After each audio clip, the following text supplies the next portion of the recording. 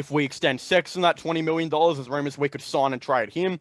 But I think going into the 2022 free agency, I honestly believe we definitely should target, like, this is the year we should target a star.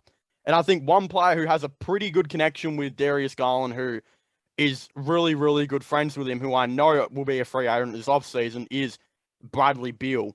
I want to get your thoughts and opinions on potentially going after Beal and how you think he'd be good, if he'd be good for Garland and the Cavs. That would be intriguing. That would be intriguing. If we could get Bradley Beal, that would be intriguing. Put Garland at that one. I feel like his true position, and give him a dynamic shooting guard in Bradley Beal. The only thing that would kind of make me wary of that, right, for Bradley Beal's point of view, is if he really want to still be on a team that's potentially rebuilding still. You know? Like, even with the relationship with Garland, I think with his experience in Washington, you don't have John Wall now. They got rid of Russell Westbrook for whatever reason. I think Bradley Beal might be ready to contend. Like, he barely got in the playoff last year with Russell Westbrook, right? And he had technically better success with John Wall, who was basically never there, right? Yeah. So I don't know if Bradley Beal would okay it. I feel like for Washington's standpoint, they might do it because they might end up getting like Colin. They might get, they can get some legitimate assets back. They can get the assets they want, the 4 first-round picks. I can see Kobe Altman throwing scarily, but but I just wouldn't. I don't know, because I think Cleveland's in a situation. I do agree. We should pursue a star. But we should not rush a star, right? Star, for us, we need a star who might not even necessarily be a star yet, but he's like almost there, right? Yeah. So we need like who's like in that 22, 24 range, who's about to hit that. And I think Bradley Beal, we might have to pass, right? Yeah, I kind of agree, to be honest. But, when you said like 4 first-round picks earlier, right? I think it wouldn't. I think it would be more of, we just sign him for nothing because he is going to be a free agent. Or if the Wizards want to be that team that says, all right, we'll give Bradley Beal more money, so he can get on that, bigger max or whatever. Then I think they might look to ask the question of, could we maybe get, Colin Sexton and another player? But I don't really think they'll be pushing too much for first round picks, if that makes sense. I think they'll just be kind of, trying to get whatever they can out of a player who's going to be a free agent. But is there anyone else in particular you maybe think we could go after in 2022? Because honestly, I don't think it really looks like too much of a free agency for like players we should be going after. I really think if we're going to give money to someone, it needs to be a wing. Like, it absolutely has to be. There is no other position we should be giving money to. I agree with you. I think I would first because I know a lot of those players that was supposed to be free agents this next free agency, a lot of them extended. So what free agency, what free agents is available? Dude, I don't even know. I remember Bradley Beal was the big one. If I search it up right now, Bradley Beal was definitely always going to... Oh, James Harden will be a free agent, which... Come on now. Yeah. That's just a dream. Kyrie as well, it's the same thing. And then you've got John Wall there, but everyone else they're pretty average. Like Westbrook is there, but then when you kind of move on from those, 5 players that I've just mentioned, the 6th next who's getting paid the highest amount this year is actually Gary Harris. So the list kind of gets, very, very thin. There's a couple other players here and there. Like, if we're genuinely starving for a wing, I guess Joe Ingles is there. But, dude, there's not really anyone. I think if there's going to be the only player we'll kind of target is mainly Bradley Beal, if I'm being completely honest. So it's not looking good for the Cavs.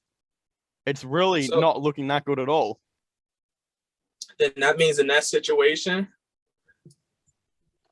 that's where Kobe might have to take the New York Knicks approach, where they wasn't even like, they was looking at free agency, but they were just looking for which star was disgruntled.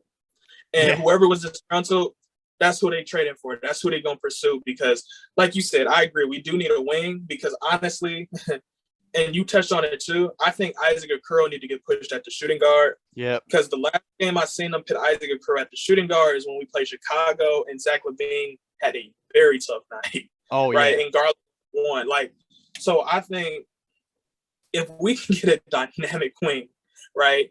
A dynamic wing who can shoot, like, and it's, I know I'm going to say like KD, but like a KD tier player, you know, like doesn't necessarily have to play defense, but he has to be a scorer. He has to be an MPJ. He has to be Kevin, like, and for Cleveland, and that's why I've always said, like, it's kind of hard for Cleveland because Cleveland is not a free agent attraction, right? So even when those big names, like you said, is in free agency, it's so hard for us to track it. Like, and yeah, I know you can say sign and trade, but Bradley Beal would have to okay it because he's a restricted free agent. So even if they try to get the sign and trade, he would have to say, hey, I see this as a contender, and I don't think he sees Cleveland as, like, we haven't given him any proof that we're a contender.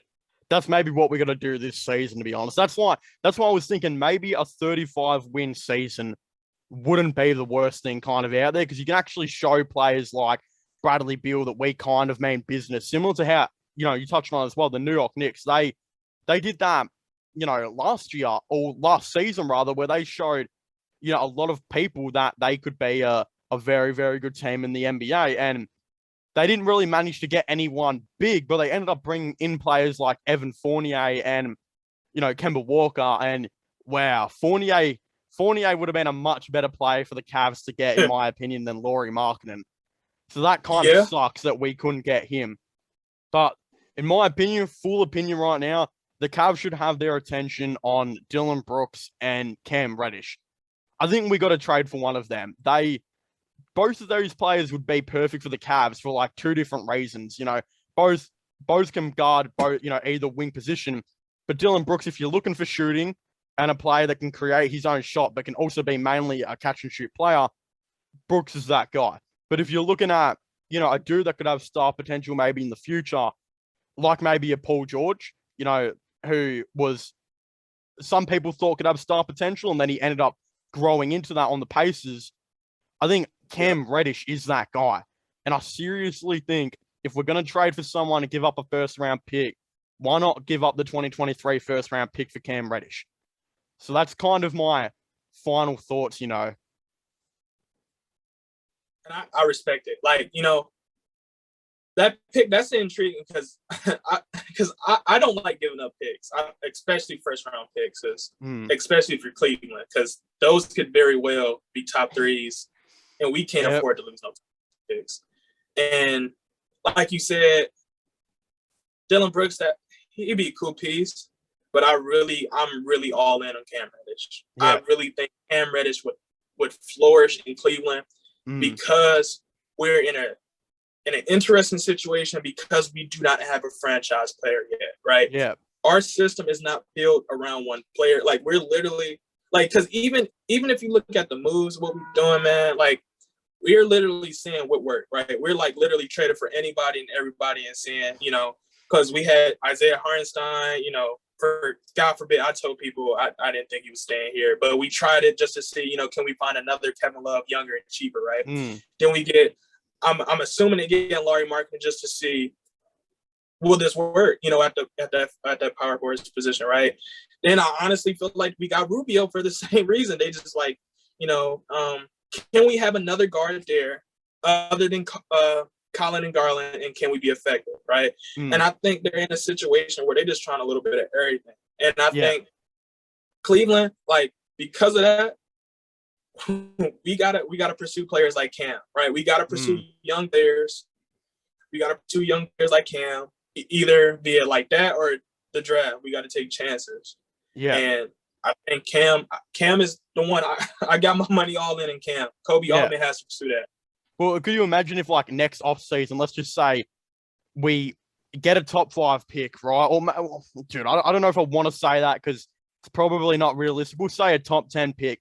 If we can draft, like, a good wing in that draft and then bring in Cam Reddish and you bring in 2, like, really, really good wings, maybe one's a shooter and maybe one's Cam Reddish that can be like a really good shot creator in the NBA, then I don't think people could deny that we will have like a very good young core. Like, could you imagine that? Garland, Okoro, Reddish, Mobley, Allen, Markkanen, that young wing, and maybe Sexton if we keep him. That could be like 8 really, really solid young players. Or maybe if they get rid of Sexton, maybe they bring in another good young player back in. I'm not too sure how the Cavs are going to go about it. The way Kobe Altman kind of seems to be going about this is whoever wants to come to Cleveland at this point, like a dude like Lauri Markkanen, yeah, just why not? Let's try them and see how they go. But like you said, Ricky Rubio, I think Ricky Rubio will be perfect for the Cavs because I feel like we really needed a point guard off the bench to play some defense, but also that can still play make without having to take, the shots away from like maybe Garland or Sexton or players like Kevin Love and Markkanen who'll still be there to maybe create their own shots a little bit, but predominantly be some more catch and shoot type players. That's why I think Ricky Rubio is perfect because he's almost like he's like a 10 times better player than Matthew Dellavedova, who kind of played a little bit better towards the end of the season. But yeah, I kind of knew we weren't going to be keeping Dally. I knew that he was going to be interested in going to the NBL. He actually signed with Melbourne United, which weirdly enough, that's where I live. I live in Melbourne. So yeah, I might get to go see Matthew Dellavedova play, which will be pretty cool. But yeah, bringing in Rubio over Dally, that's a W,